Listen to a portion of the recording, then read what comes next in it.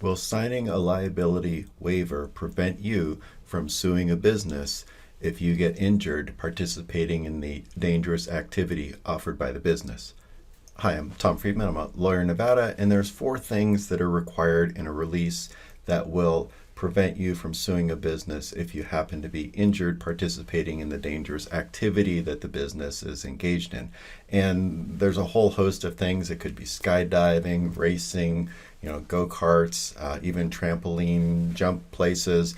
Generally, if you walk into a business and they say sign this liability waiver before you can participate, that's the kind of document we're talking about.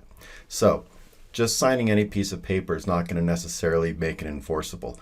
The first thing that's required in order for the document to be enforceable is it's got to be easily understandable by the average person. If it's written in very formal legalese that most people don't understand, a court may well find that that release is not going to be enforceable and you can sue the business. The second thing is the terms need to be clear. You can't have everything written in 12 or 14 point font and then, microscopic like 4-point font saying all the important things that you're releasing away.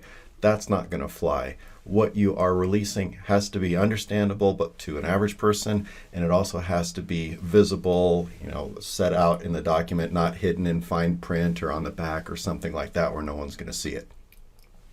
The third thing that's important is a little bit wonky, and that means the waiver can excuse things for ordinary negligence, but not more. So for example, if you're renting a race car and somebody did some negligent maintenance, maybe a tire was a little bit worn more than it should have been and it blows out, well, is that negligent maintenance? Yeah, it probably is. Is it still going to be released by the waiver? Well, it may well be.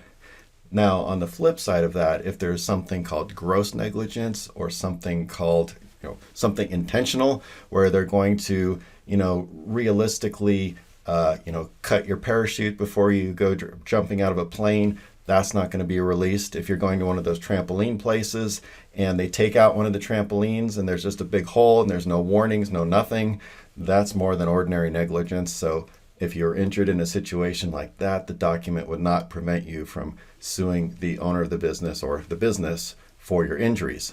Now, the fourth thing that's required is the waiver must describe the nature of the injury. And so let's go back to you're renting a go-kart and you're racing around in the go-karts and you're injured somehow because your go-kart spins out, gets hit by somebody else. That's probably something they're going to set forth in the release, and that might prevent you from suing them.